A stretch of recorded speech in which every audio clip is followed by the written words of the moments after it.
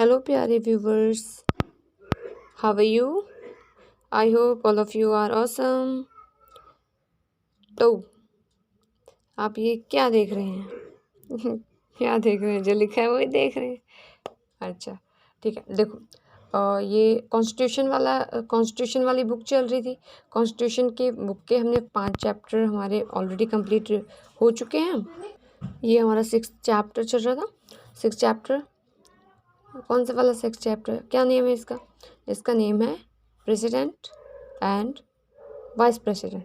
ठीक है, राष्ट्रपति और उपराष्ट्रपति वाला ये जो चैप्टर चल रहा था, तो इसका फर्स्ट पार्ट पहले ही अपलोड किया जा चुका है। ये सेकंड पार्ट है। तो अगर आप इसको फर्स्ट टाइम देख रहे हैं तो आप फर्स्ट पार्ट को भी देख सकते हैं। ओके, चलो ठीक है, फिर स्टार्ट करते हैं। क्या लिखा है? ये हेडिंग क्या है? राष्ट्रपति की।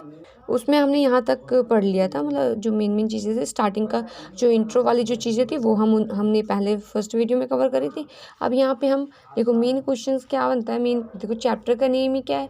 राष्ट्रपति और उपराष्ट्रपति, प्रेसिडेंट एंड वाइस प्रेसिडेंट। तो क्वेश्चन भी, जो मेन क्वेश्चन भी होगा वो भी, या जो मेन चीज़ होगी वो भी तो ये रिलेटेड होगी ना, राष्ट्रपति और उपराष्ट्रपति से रिलेटेड।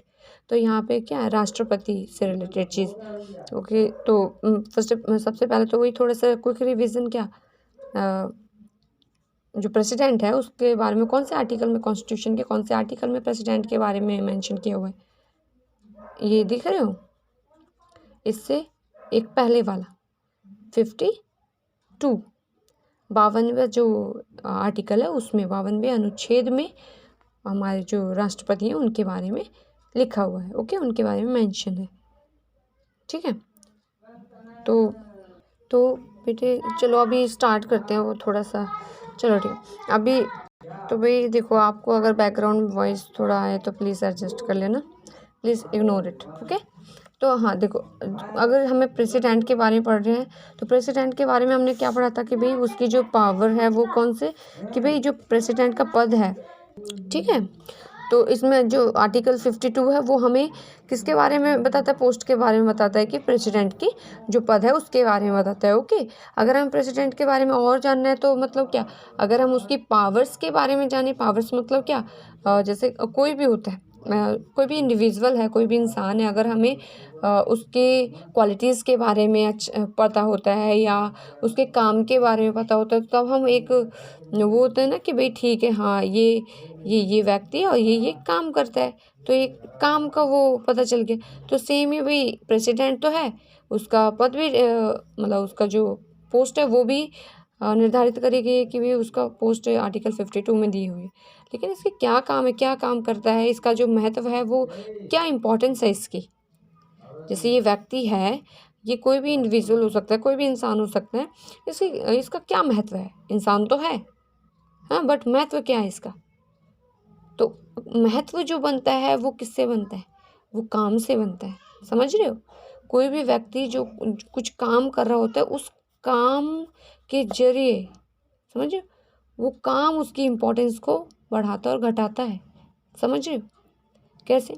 अगर कोई भी ऐसे एग्जांपल ले ले, नॉर्मली भाई कोई भी इंसान है, कोई एक ऐसा इंसान है जो बहुत अच्छा है, मतलब बहुत काइंड हार्टेड पर्सन है, सबकी मदद करता है, मतलब अच्छा इंसान है, ठीक है, उसके वो जो काम करता है वो अच्छा काम करता है।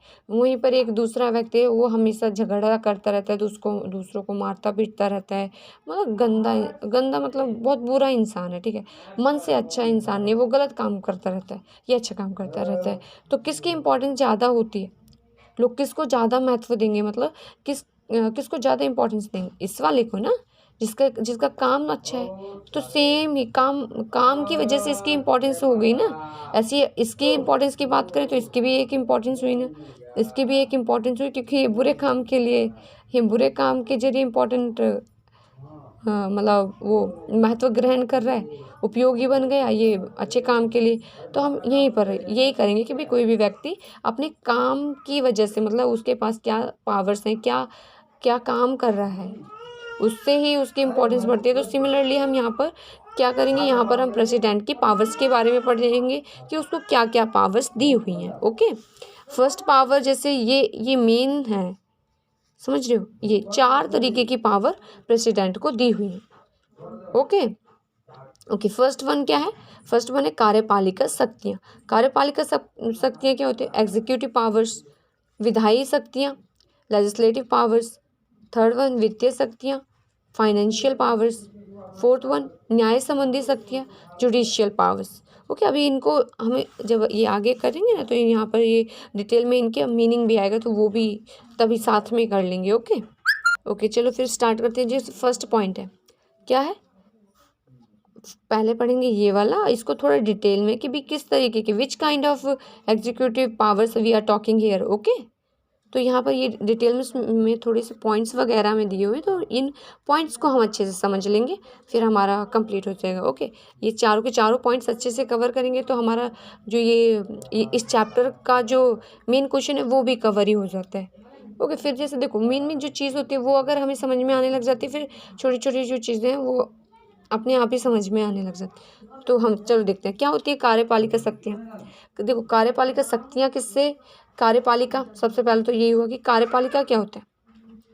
आप में से बहुत सारे लोग होंगे जो जानते होंगे कार्यपालिका क्या होती है। जैसे सरकार के 3 अंग होते हैं ना, कार्यपालिका, विधानपालिका और न्यायपालिका।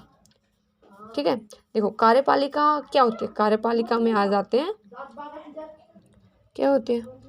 देखो सरकार के बारे में सुना है आप लोगों ने? खैर सुना होगा आप जब इतने मतलब कॉलेज वाले उस स्टेज पे आ गए हैं तो थोड़ा बहुत तो पता ही होगा, अगर आपने पॉलिटिकल साइंस या सोशल साइंस में थोड़ा बहुत पढ़ा। ठीक है, सरकार, ठीक है, सरकार हो गई। जो सरकार है वो मेनली 3 सरकार के मेन, अगर वैसे तो बहुत सारे वो होते हैं, बहुत सारे अंग होते हैं उसके, लेकिन मेन होते हैं 3 अंग सरकार के। क्या होते हैं? 3 अंग, 1 2 3, 3 अंग होते हैं। 3 अंग मतलब जो मेनली एक्चुअल में बहुत ज़्यादा अच्छे से वर्क हो रहा होता है वो ये 3 पर डिपेंड होता है। सबसे पहला होता है लेजिस्लेचर। जो देखो यहाँ पे आप देख रहे हैं ना, ये सेकंड पॉइंट जो दे रखा है, अभी देखो आपको मच्छर देव के दर्शन हुए होंगे। जय मच्छर देव। चलो ठीक है। ये देख रहे हैं ना सेकंड पॉइंट, विधायी शक्तियाँ, लेजिस्लेटिव पावर्स। तो लेजिस्लेटिव होता है, लेजिस्लेटिव, एग्जीक्यूटिव एंड जुडिशरी, ये 3 पार्ट्स होते हैं। क्या होता है ये, विधानपालिका, कार्यपालिका एंड न्यायपालिका, ये 3 पॉइंट्स है। देखो विधानपालिका जो विधान मतलब जो रूल रेगुलेशंस को बनाती है, कोई भी कानून, कोई भी नियम कानून जो भी बनाए जाते हैं वो बनाए जाते हैं विधानपालिका के द्वारा। ओके, फिर इन कानून जो भी रूल या रेगुलेशंस जो ये लेजिस्लेचर के द्वारा बनाए गए हैं, विधानपालिका के द्वारा जो बनाए गए हैं, उनको देश में लागू करना। क्या करना? उनको देश में लागू करना। वो किसका काम होता है? वो कार्यपालिका काम करती है। देश में लागू करने का काम ये एग्जीक्यूटिव करती है। समझ रहे हो? ये जो सेकंड पार्ट है उसका सेकंड भाग है उसका सरकार का, वो करता है। फिर थर्ड मतलब आई हमारी न्यायपालिका। न्यायपालिका क्या करती है? न्याय करती है, जैसे कि नाम से। न्यायपालिका क्या करती है? न्याय करती है। लेकिन किस चीज़ का न्याय करती है?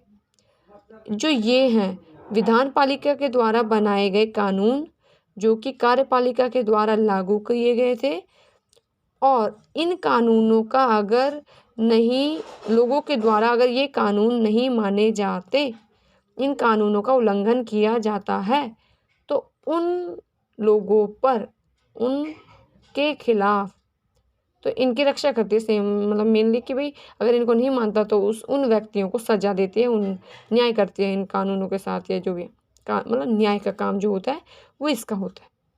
किसका? जुडिशरी, जो हमारा थर्ड पॉइंट है, मतलब न्यायपालिका। समझ रहे हो? तो यहाँ पे यही कह रहा है। तो आप अब देखो कैसे कार्यपालिका शक्तियाँ, कार्यपालिका, देखो हाँ एक पॉइंट और, देखो ये अगर हम विधानपालिका की बात करें, कौन आता है विधानपालिका में? विधानपालिका में नॉर्मली आ जाते हैं जो हमारे ये सांसद वगैरह होते हैं ना, नेता, जो कैबिनेट होती है हमारी, प्रधानमंत्री हो गए, उनके जो और भी मंत्रिमंडल हो गए, ये सब आ जाते हैं इसमें विधानपालिका में। क्यों? क्योंकि जो हम ये यही मिलकर मतलब यही तो कोई भी इनमें से कोई भी जो मंत्री होता है वो बिल लाता है या कोई वो लाता है और फिर सब मिलकर उस पर बहस वहस करते हैं। मतलब अपोजिशन हो गया या रूलिंग पार्टी हो गई, दोनों उसको देखते हैं, है ना, फिर उसे पास करते हैं, कानून का रूप देते हैं। तो ये काम, तो इसमें नेता वेता सारे आ जाते हैं। मतलब मेनली अगर बात करें, ओके, आपको अभी ये क्लियर हुआ? पहला लेजिस्लेचर मतलब विधान पालिका, सारे नेता हो गए, मतलब प्रधानमंत्री हो गया, कैबिनेट मंत्री हो गए, ये सारे हमारे इसमें आते हैं क्योंकि वो कानून को पास करते हैं या बनाते हैं। सेकंड पॉइंट की बात करें, सेकंड पॉइंट हो गया हमारा कार्यपालिका। देखो कार्यपालिका में हमारे वो आते हैं, जैसे वो होते हैं ना ब्यूरोक्रेट्स वगैरह होते हैं, ऑफिसर्स होते हैं, या तो पुलिस ले लो, या देखो पुलिस हो गई, और हमारे ऑफिसर्स वगैरह हो गए, आईएएस ऑफिसर्स हो गए, या और भी निचली पोस्ट के जो ऑफिसर्स होते हैं, या कोई भी होता है जो गवर्नमेंट ऑफिसर होते हैं, ये सारे आते हैं हमारे इसमें सेकंड पॉइंट में, मीन्स कार्यपालिका में। क्यों? कार्यपालिका यही तो मेनली इनके द्वारा बनाए गए जो कानून है उनको यहाँ पे लागू कर रही है। हाँ, यहाँ इम्प्लीमेंट करने का जो काम है इनके द्वारा, इन्हीं के द्वारा तो कार्य किया जा रहा है। विधान इन्होंने बनाए, इनके द्वारा उन विधानों पर कार्य किया जा रहा है। और थर्ड, अगर उन विधानों को नहीं मानता कोई, तो थर्डली जो जुडिशरी हो गई हमारी, न्यायपालिका हो गई, न्यायालय हो गए, वो फिर वो सजा वजह का काम करती है। समझ गए हो ना आप? चलो ठीक है। तो अभी हम यहाँ पे यही पढ़ना चाह रहे हैं, अभी यही पढ़ेंगे कि भाई जो हमारा ये जो राष्ट्रपति है, राष्ट्रपति की कार्यपालिका शक्तियाँ क्या हैं। कार्यपालिका शक्तियाँ समझ में आया? ये सेकंड पॉइंट से रिलेटेड कि भाई जो भी विधान बनाए गए उनसे रिलेटेड चीज़ें क्या होंगी, क्या है वही। तो ये जो एग्जीक्यूटिव पावर्स दी हुई हैं हमारे जो प्रेसिडेंट को, वो आर्टिकल 53 के अंतर्गत दी हुई हैं। ओके, हाँ, यहाँ पे मतलब यहाँ पे ज़्यादा कुछ नहीं दे रखा है, यहाँ पे यही बोल रखा है कि भाई जो कार्यपालिका शक्ति है, देखो देश अगर हम बात करें ना, अपने देश की बात करें, जो देश का मुखिया होता है, देश का मुखिया किसे माना जाता है? अगर कॉन्स्टिट्यूशनली अगर कोई बात करे कि संवैधानिक रूप से पूरे देश का मुखिया कौन है, हाँ, मेन पर्सन कौन है एकदम, तो वो होगा हमारा प्रेसिडेंट ही होता है। ओके, लेकिन एक्चुअल पावर तो वैसे उसके हाथ में होती है, पीएम के हाथ में होती है, बट वैसे नाम मात्र के लिए ये मुखिया, पूरे देश का मुखिया यही होता है। तो यहाँ पे यही दे रखा है कि भाई कार्यपालिका शक्तियाँ राष्ट्रपति को प्रदान की गई हैं। सारे देश में क्या, सारे देश का शासन राष्ट्रपति के नाम पर चलाया जाता है। ओके, तो क्योंकि सबसे बड़ा हो गया तो वो तो उसी के नाम पर सारे काम करे जाते हैं, लेकिन करे जाते हैं उसके द्वारा, प्रधानमंत्री के द्वारा। ओके, अब देखो विच काइंड ऑफ ये एग्जीक्यूटिव पावर्स गिवन, तो वो हम यहाँ पे देख लेते हैं। फर्स्ट पॉइंट क्या है? फर्स्ट पॉइंट है हमारा प्रशासनिक शक्तियाँ। प्रशासनिक शक्तियाँ क्या होती हैं? प्रशासन से संबंधित, क्या एडमिनिस्ट्रेटिव पावर्स के बारे में पढ़ेंगे। प्रशासन से संबंधित शक्तियाँ क्या क्या हैं वो हम इसमें देखेंगे। फर्स्ट पॉइंट हमें यही बताता है। देखो ये फर्स्ट पॉइंट में भी ज़्यादा कुछ नहीं, इसमें देखो नॉर्मली अभी मैंने थोड़ा पढ़ा तो इसमें कुछ नहीं दे रखा, कुछ नहीं दे रखा। ये तो एक फ़नी बात होगी, कुछ नहीं, मतलब कुछ तो दे ही रखा है, और मेरे कहने का मतलब कुछ और क्या। चलो ठीक है। प्रशासनिक शक्तियाँ मतलब इसमें ज़्यादा कुछ नहीं, थोड़ा कुछ दे रखा है, ठीक है। इसमें बोल रहे हैं कि भाई जो देश का मुखिया कौन? राष्ट्रपति। सारी पावर्स किसके नाम पर चलाई जाती है? राष्ट्रपति के नाम पर, ठीक है। लेकिन वैसे किसके द्वारा चलाई जाती हैं? ये देख रहे हो, मंत्रिपरिषद के द्वारा। मंत्रिपरिषद का जो मुखिया है वो कौन होता है? प्रधानमंत्री। तो यहाँ पे बोल रखा है कि भाई जो ना मंत्रिपरिषद के द्वारा तो सारी चीज़ें चलाई जाती हैं, लेकिन राष्ट्रपति को पूरा अधिकार है कि वो मंत्रिपरिषद से पूरी जानकारी प्राप्त कर सकती है। ओके भाई, अगर जो राष्ट्रपति है वांट टू नो कि जो हमारे ये है मंत्रिपरिषद है, मिनिस्ट्रीज जो हो गई वो क्या कर रही हैं, कैसे कर रही हैं, वो उसकी जो जानकारी है वो पूरी पूरी राष्ट्रपति प्राप्त कर सकता है। उसे एक अधिकार, संवैधानिक अधिकार मिला हुआ है। ओके,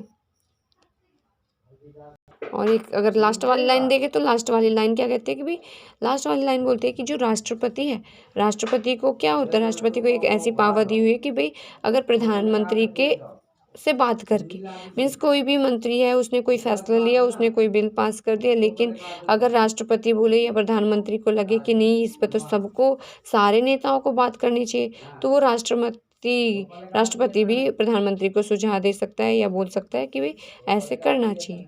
तो वो सब इसमें प्रशासनिक कार्य हो जाता है। ठीक है, प्रशासन से संबंधित, क्योंकि प्रशासन कौन चलाता है, प्रधानमंत्री चलाता है, मंत्रिमंडल चलाता है। तो उस मंत्री मतलब ये जो मंत्री परिषद है, मंत्रिमंडल में या मंत्री परिषद में राष्ट्रपति का डायरेक्ट इन्वॉल्वेंस है, समझ लो, उनका वो भी उसमें इंक्लूड है, वो भी कहीं ना कहीं एक हस्तक्षेप करते हैं। तो हो गई ना प्रशासन से संबंधित चीज़, प्रशासन में उनका हस्तक्षेप है तो प्रशासन से संबंधित चीज़ हो गई, कानून बनाने में या कोई भी सूचना भी प्राप्त कर सकता है शासन संबंधित, तो हो गई ना प्रशासनिक।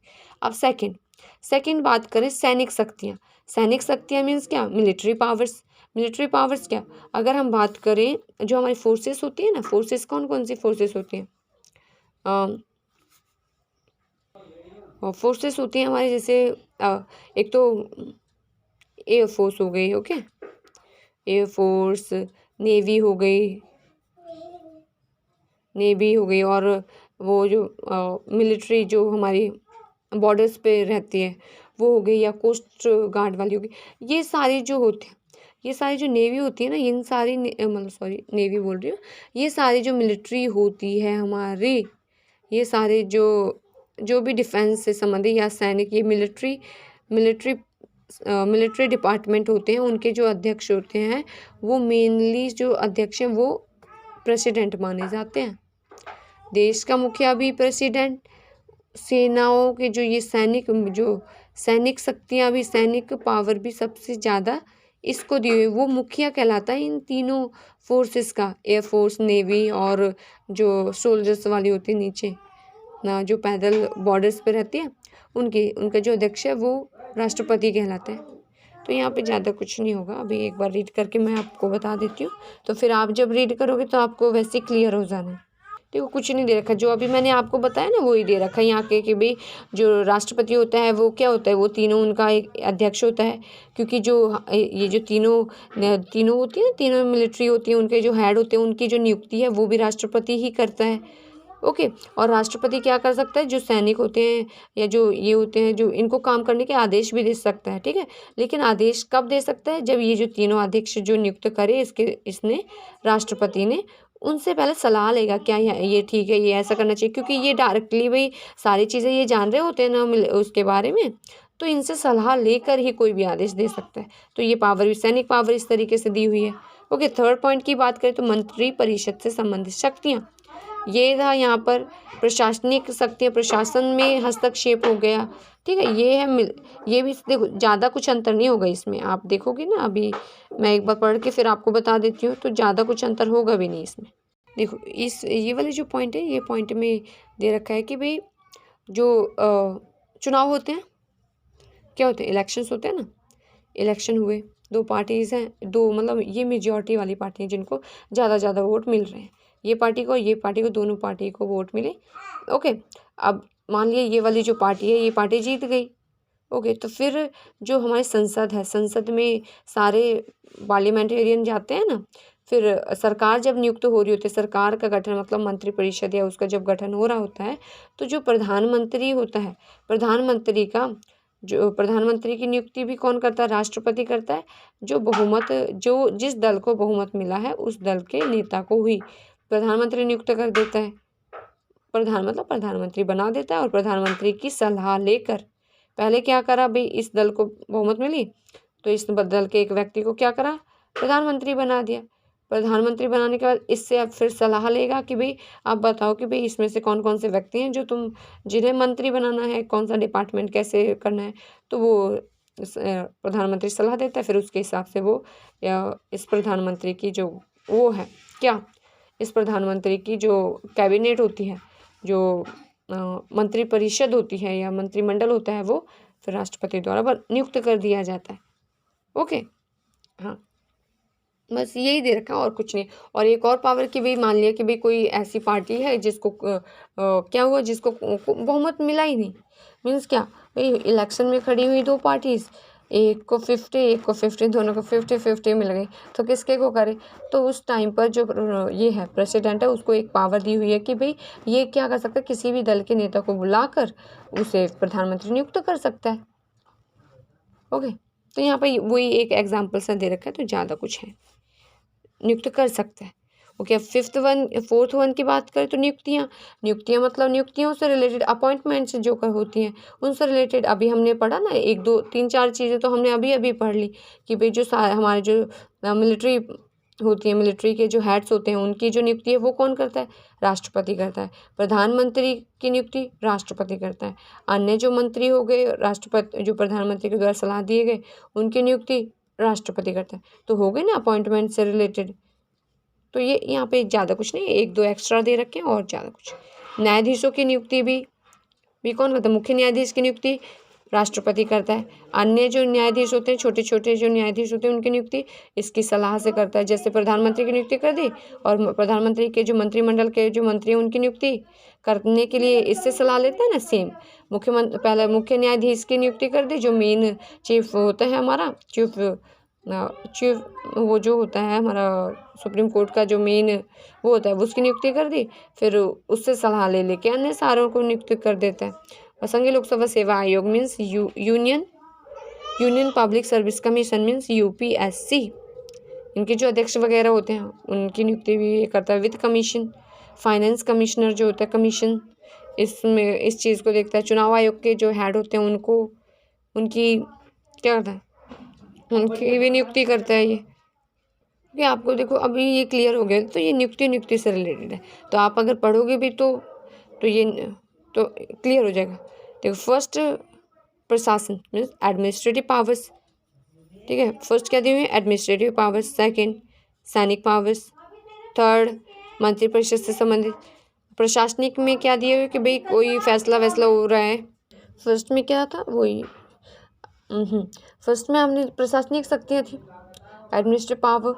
ओके, तो उसमें क्या करा था, उसमें हमने पढ़ा था कि भाई जो हमारा जो राष्ट्रपति है वो एडमिनिस्ट्रेटिव जो चीज़ें उनमें पार्टिसिपेट कर लेता है, मतलब उनमें हस्तक्षेप करता है।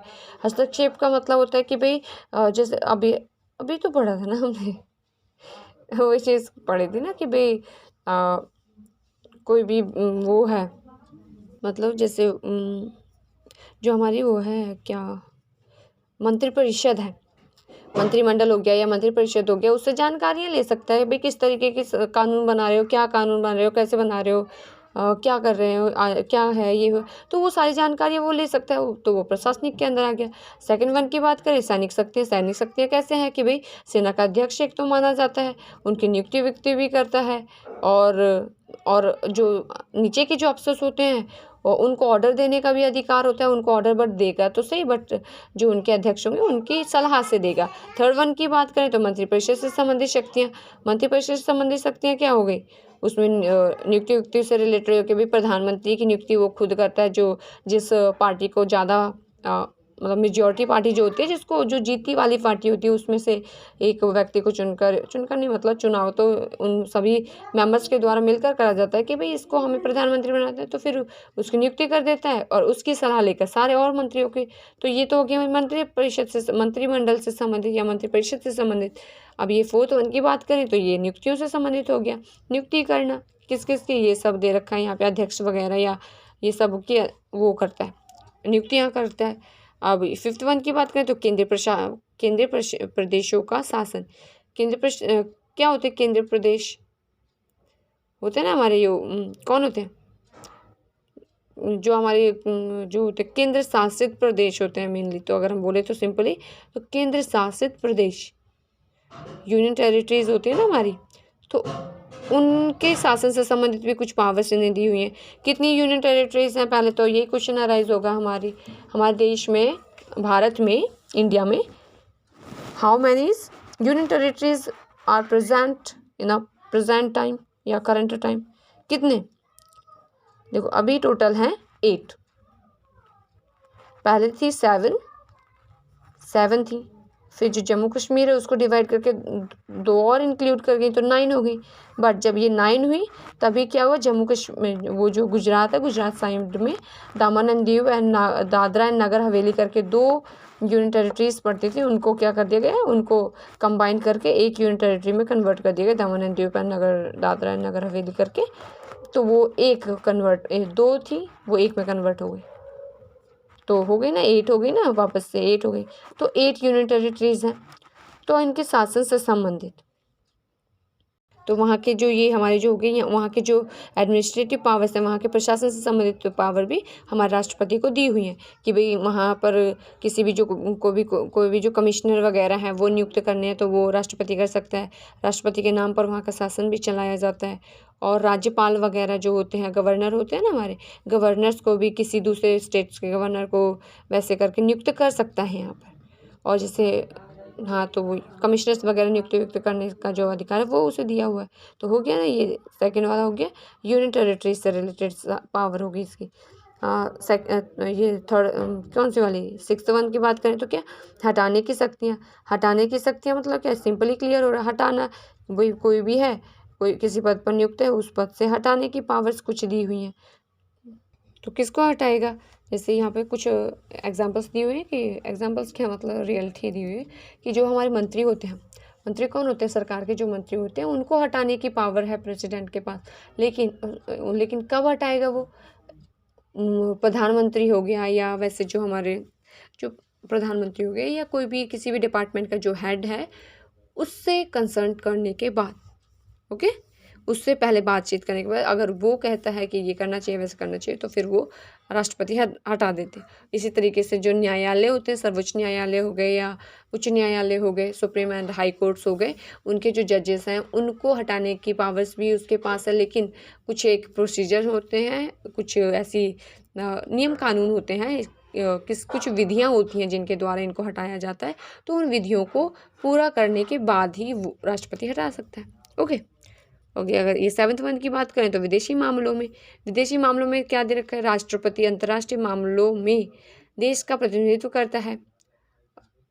ओके, राष्ट्रपति विदेशों में भेजे जाने वाले राजदूतों, कूटनीतिक प्रतिनिधियों तथा वाणिज्यिक दूतों की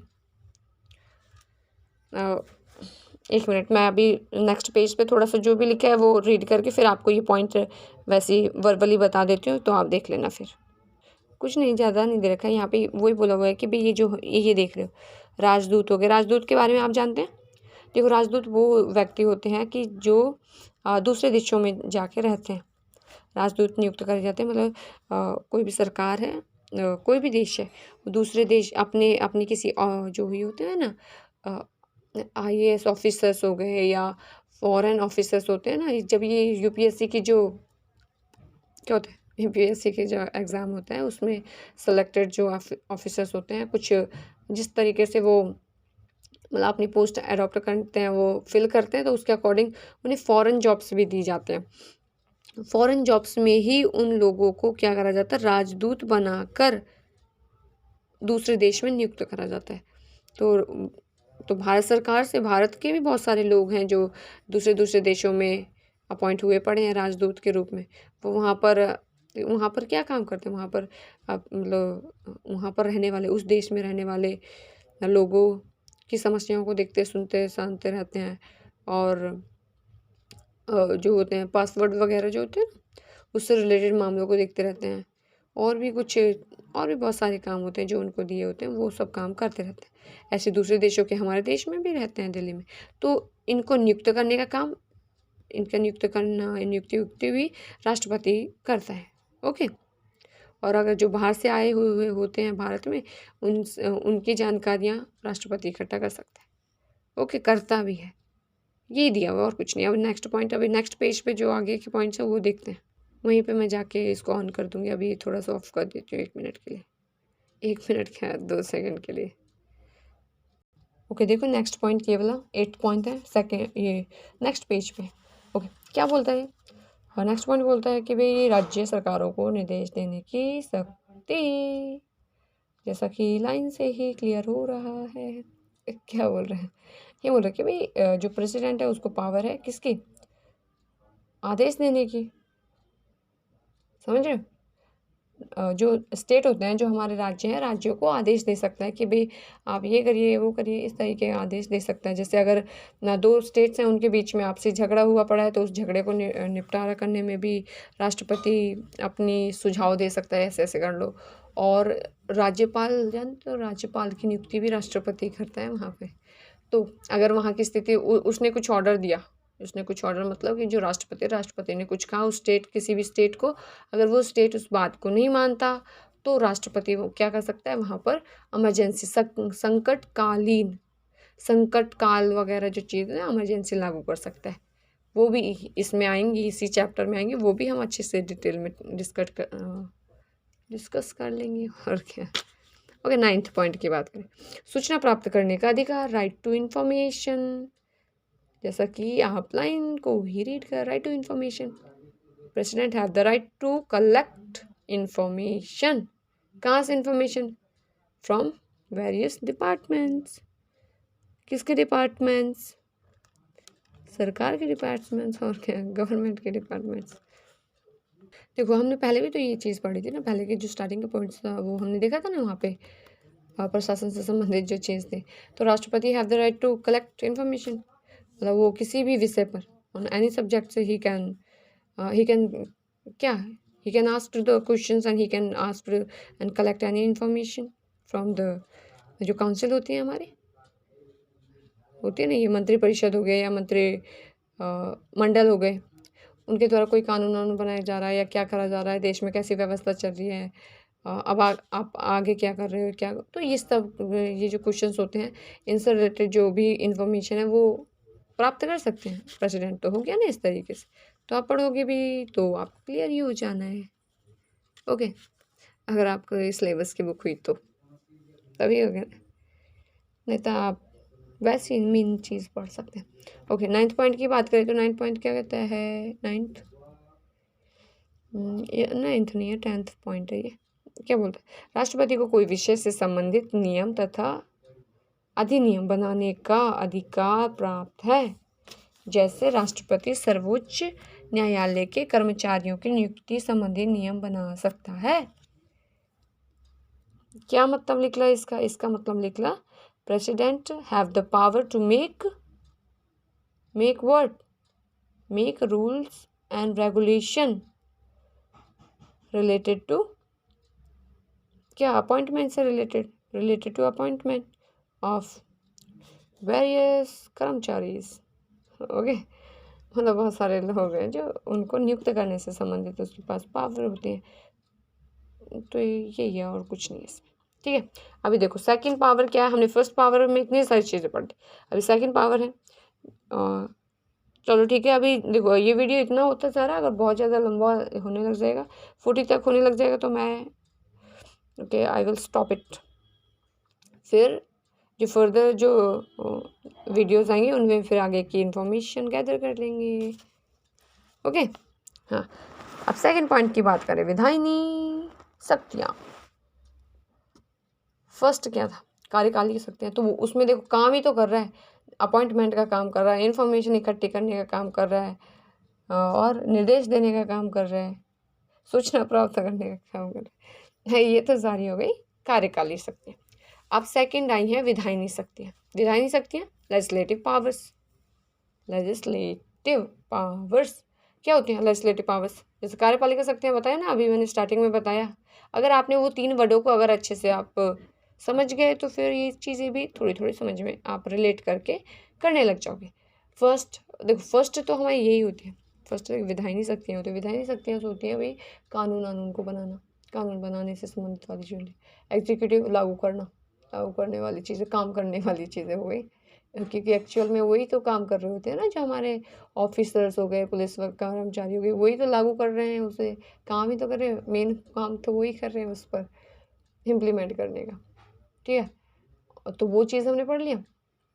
अब यहाँ पे कानून वानून वाली जो चीज़ है वो देखेंगे। भाई प्रेसिडेंट को लेजिस्लेटिव पावर्स कौन कौन सी दी हुई हैं? विच kind of legislative powers president have? Okay, first point क्या? फर्स्ट पॉइंट, संसद का अधिवेशन बुलाना तथा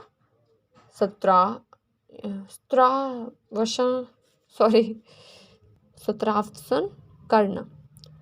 ठीक है, यही है। तो क्या है, देखो ये हो गया ना, कानून तभी तो बनते हैं ना जब लोग इकट्ठे होते हैं। संसद, जो सांसद होते हैं हमारे, वो जब इकट्ठा होते हैं, कोई बिल पेश करा जाता है, उस पर बहस होती हैं, वाद विवाद होते हैं, तभी वो कानून बनता है पास होकर। तो यहाँ पर जो फर्स्ट पॉइंट है वो यही बोलता है, क्या बोलता है कि जो राष्ट्रपति है, have the right, have the power to call. किसको कॉल करना? जो सेशंस होते हैं उनको बुलाने का अधिकार होता है।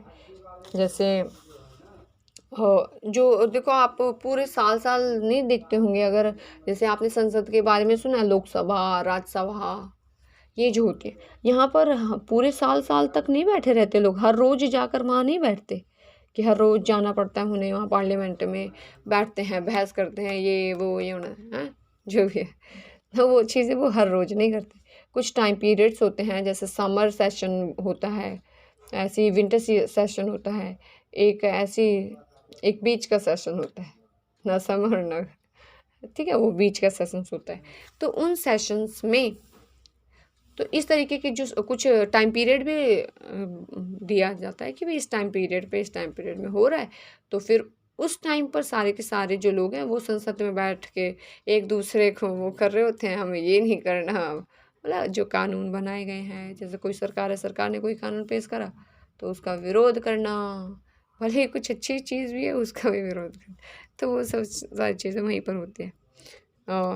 कभी कभी आपने जैसे फ़ोन वोन में ही वैसे देख लिया होगा, कोई शॉर्ट वीडियोज़ जो आते रहते हैं उनमें भी, कि भाई कोई भी ऐसी सांसद है, वो मतलब सामने वाली जो सत्ताधारी पार्टी है, मेजॉरिटी पार्टी है जो जीत गई है, उसने कोई कानून पेश करा, अब वो दूसरे वालों को पसंद नहीं आया, अपोजिट वाली पार्टी के लोगों को, हाँ, लेके पर्चे उड़ा रहे होते हैं संसद में खड़े खड़े, समझ रहे हैं, जो लोकसभा हो गई या राज्यसभा हो गई, वहाँ पे उड़ा रहे होते हैं। हाँ, तो वो सब चीज़ें वो सेशंस के दौरान ही होती हैं। तो सत्र बुलाने का अधिकार है इसके पास, समझ रहे हो? ओके, हाँ, तो यहाँ पे देखो ज़्यादा कुछ नहीं, 6 महीने का वो टाइम, और हाँ, सत्र बुलाने का जो अधिकार है वो, चलो एक बार मैं रीड करके फिर आपको ऐसे बता देती हूँ। देखो ज़्यादा कुछ नहीं दे रखा, इसमें बोल रखा है कि भाई जो राष्ट्रपति है, राष्ट्रपति को पावर दी हुई है कि वो क्या कर सकते हैं, वो बुला सकते हैं, अधिवेशन बुलाता है, और एक साल में कम से कम उसे 2 बार तो बुलाने ही पड़ते हैं। ठीक है भाई, 2 बार तो उसे सेशंस बुलाने ही पड़ते हैं, और 6 महीने के अंदर जो भी सेशंस बुलाएगा, मान लिया भाई ये जनवरी में बुला लिया, फिर नेक्स्ट टाइम वो 6 महीने के अंदर ही बुलाना पड़ेगा।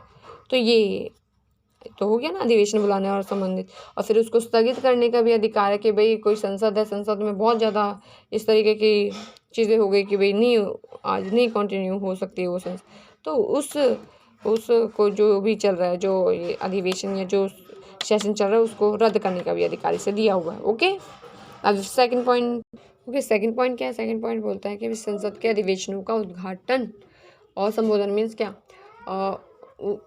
उसको राइट है, वो पावर है कि वो क्या बुलाता है, अधिवेशन हैं जो सेशंस होते हैं जो, उनको बुलाने का अधिकार दिया वो बुलाता है। फिर सेकंड पॉइंट हमें कहता है कि मैं बुलाता तो है, उनका संबोधन भी करता है।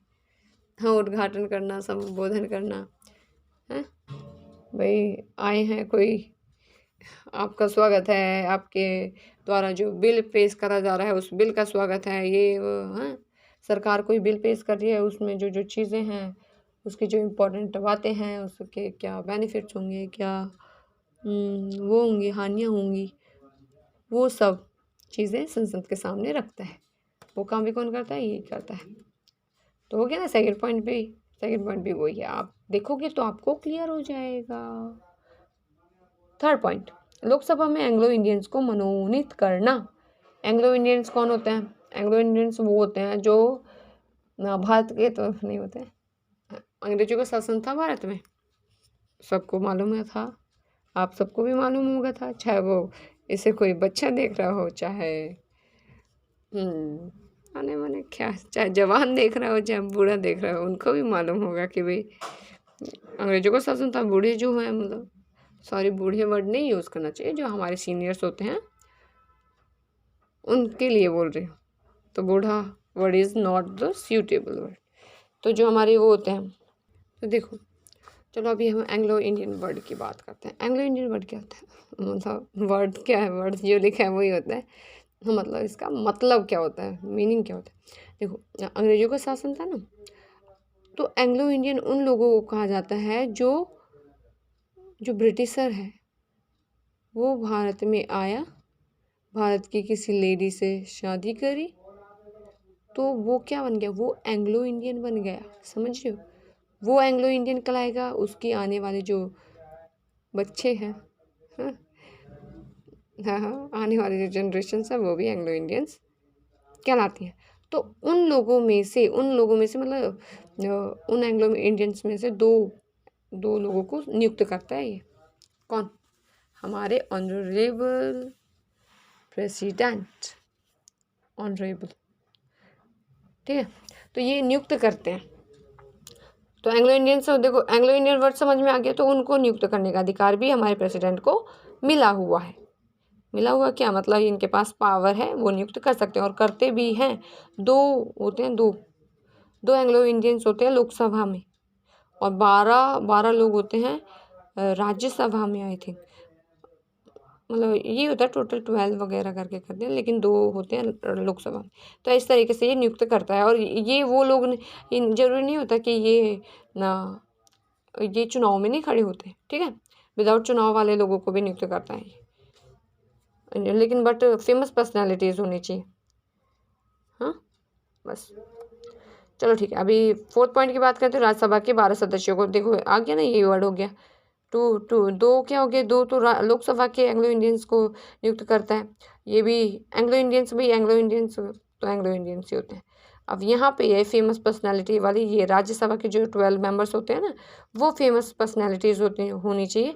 इनको भी ऐसे ही नियुक्त करता है विदाउट इलेक्शन वगैरह। ये जरूरी नहीं होता कि ये इलेक्शन में चुनाव लड़ें, जीते हारे, वो कुछ का नहीं, मतलब इनको करता है, बट वो कैसे, फेमस पर्सनालिटीज़, कोई भी एक्टर हो, हाँ, हीरो हीरोइंस हो गए, कोई साइंटिस्ट हो गया हमारा, सोशल वर्कर हो गए, सोशल भी तो होते हैं ना, बहुत सारे हमारे वो होते हैं जो सोशल वर्क करते रहते हैं, बहुत फेमस फेमस पर्सनैलिटीज़ होती हैं, तो उनको नियुक्त वियुक्त कर देता है 12 लोगों को, ठीक है। 5th वन की संयुक्त अधिवेशन बुलाना। संयुक्त अधिवेशन बुलाना मीन्स क्या, भाई अगर राष्ट्रपति को लग रहा है कि भाई कोई इमरजेंसी पड़ गई है, और दोनों राज्यसभा लोग, मतलब दोनों सदनों को क्या होना चाहिए, एक जगह बात करनी चाहिए, एक साथ बैठ के जल्दी से बात करनी चाहिए, तो वो दोनों को बुला सकते हैं, तो संयुक्त अधिवेशन बुला लेते हैं। ओके। 6th वन की संसद के नाम संदेश भेज सकता है। संसद के नाम संदेश भेजना क्या, भारत का राष्ट्रपति संसद के किसी भी सदन को अपना संदेश भेज सकता है, जिस पर संसद को विचार विमर्श करना पड़ता है। वह अपने संदेश में सरकार की आवश्यकताओं का उल्लेख करता है तथा संसद को कोई विशेष कानून बनाने की आशा करता है। मीन्स क्या, देखो यही हो गया ना थोड़ा सा, कि भाई अगर प्रेसिडेंट लग रहा है, अगर प्रेसिडेंट कोई मामला देखता है, उसके सामने देश में कुछ ऐसा चल रहा है कि भाई कोई ध्यान नहीं दे रहा, हाँ, कोई भी ये जो संसद वंसद है वो ध्यान नहीं दे रही, राष्ट्रपति को लग रहा है कि भाई इस पर कोई कानून वानून बनना चाहिए, तो उसके लिए वो क्या, एक संदेश जारी कर देता है संसद के नाम, कि भाई संसद जी, हाँ, आप इस विषय पर थोड़ा ध्यान दीजिए, इस हिसाब से, ठीक है। तो वही है।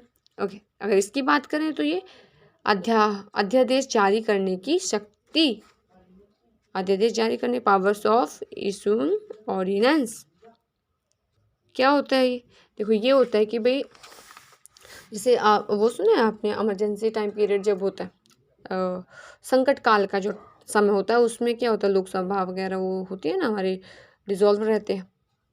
तो यहाँ पे यही कह रहा है कि मान लिया कि भाई कुछ ऐसा टाइम पीरियड चल रहा है कि जिसमें क्या है कि भाई जो ये लोकसभा या राज्यसभा तो हमेशा रहती है, तो ये जो लोकसभा है इसकी क्या वो नहीं हो पा रहे, क्या नहीं हो पा रहे, जो सेशंस होते हैं हर 6 महीने के अंदर ही जो भी होता है ये अधिवेशन जो भी बुलाए जाते हैं राष्ट्रपति के द्वारा, अगर वो किसी तरीके से किसी वजह से नहीं हो पा रहे तो उस वक्त में उस समय में तो जो राष्ट्रपति है have the power to issuing ordinance, अध्यादेश जारी करने का कि भाई वो तो हो ही नहीं पा रहे, अधिवेशन हो नहीं पा रहे, तो संसद कैसे कोई भी वो कर दे, संसद कैसे किसी कानून को लाकर कानून बना दे और समस्या को सॉल्व करे।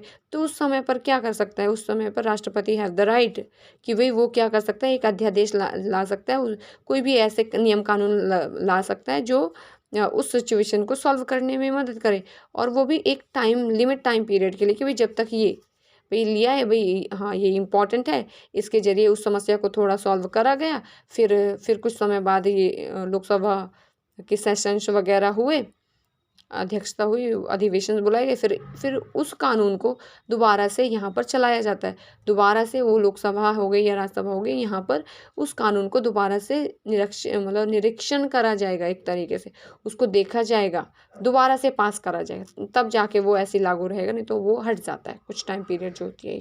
अगर संसद नहीं पास करती तो वो अपने आप ही ख़त्म हो जाता है। ओके, अभी नेक्स्ट पॉइंट। आई होप आपको सब कुछ अच्छे से क्लियर हो रहा है ना। अगर आपको थोड़ा बहुत कुछ प्रॉब्लम हो रही हो तो आप, मुझे नहीं पता ये कौन कब देख रहा है,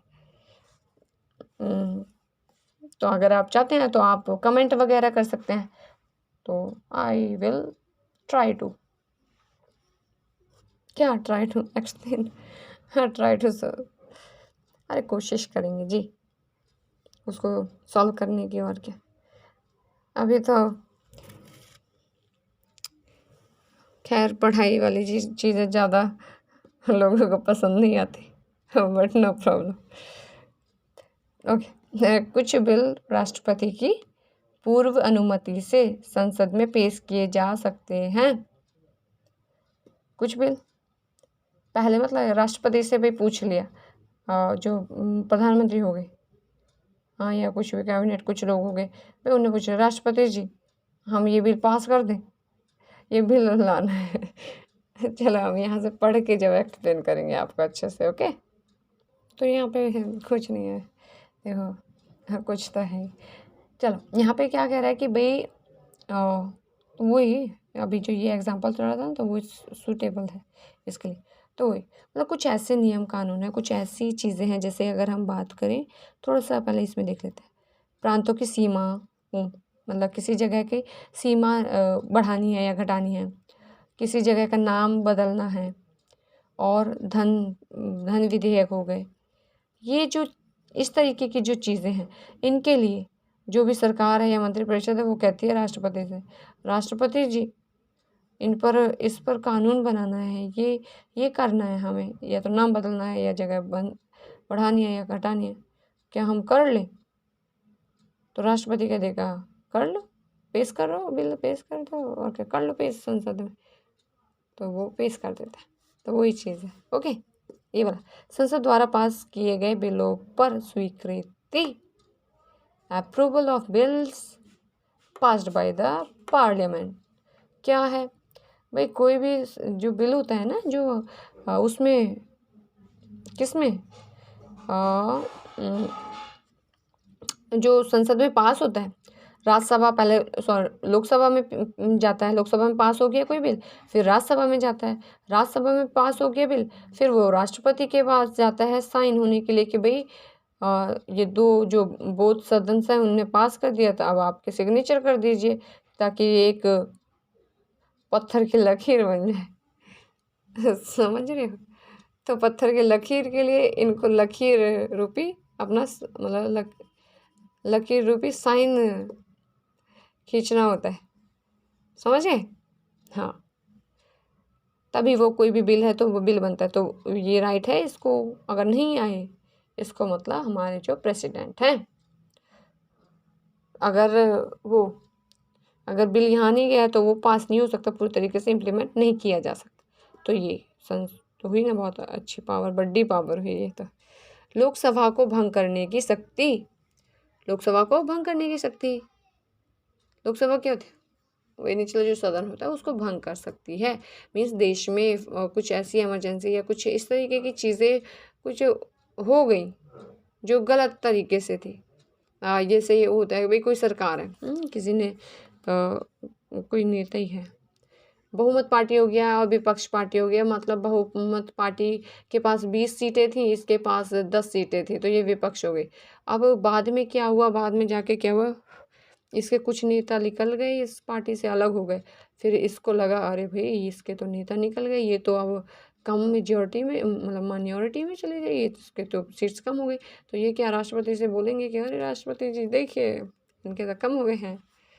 तो फिर क्या होगा कि भाई वो होता है कि विश्वास मत वगैरह हो गया या कुछ ऐसा सिस्टम होता है जिसमें इनके सारे विधायक सब गिने जाते हैं, भाई हाँ क्या मेजॉरिटी में है या उसमें है। तो उस व्यवस्था में अगर माइनॉरिटी में रह गए, अगर कम हो गए, बहुमत से कम हो गए, तो फिर क्या कर देते हैं, लोकसभा को भंग कर देते हैं। लोकसभा रिजॉल्व हो जाती है, फिर दोबारा से चुनाव का सिस्टम होता है और उसे गठित करा जाता है। ओके, मतलब ज़रूरी नहीं है कि हर बार चुनाव ही हो, कुछ और सिस्टम भी चला लेते हैं, या तो गठबंधन बना लेते हैं, ये सब हो जाता है। तो पहले तो एक बात के लिए सॉरी कि भाई मैंने बोला था 40 पे हम स्टॉप कर देंगे, बट ये 50 हो गया। तो देखो अभी ये हमने 2 पॉइंट्स अच्छे से क्लियर कर लिए, अब ये थर्ड पॉइंट हम यहाँ से करेंगे। ओके, तो मैं ये वाला नेक्स्ट वीडियो में अपलोड कर दूँगी एक्सप्लेन करके, तो आप देख लेना। क्या है ये थर्ड, वित्तीय शक्तियाँ हम पढ़ेंगे उसमें। आई होप आपको जितना भी अभी तक करवाया वो आपको क्लियर हो गया होगा, भले ही थोड़ा थोड़ा स्लो चल रहा है। हाँ, लग रहा भी होगा कि कैसी लड़की है। लड़की क्या बोलोगे, दीदी बोल सकते हो। अगर बच्चे हो मेरे से थोड़े से जूनियर होंगे तो दीदी बोल सकते हो। तो कैसे कितना स्लो मोशन में चल रहे हैं, तो बेटे आप लोगों को समझ में आ रहा है तो क्या प्रॉब्लम है। समझना और समझाना एक अच्छी चीज़ होता है ना, मुझे भी अच्छा लग रहा है बस।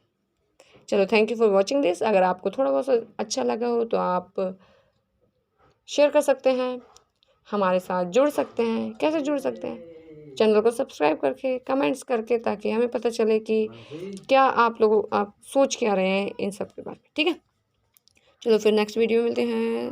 तब तक के लिए धन्यवाद, नमस्कार, स्वस्थ रहिए।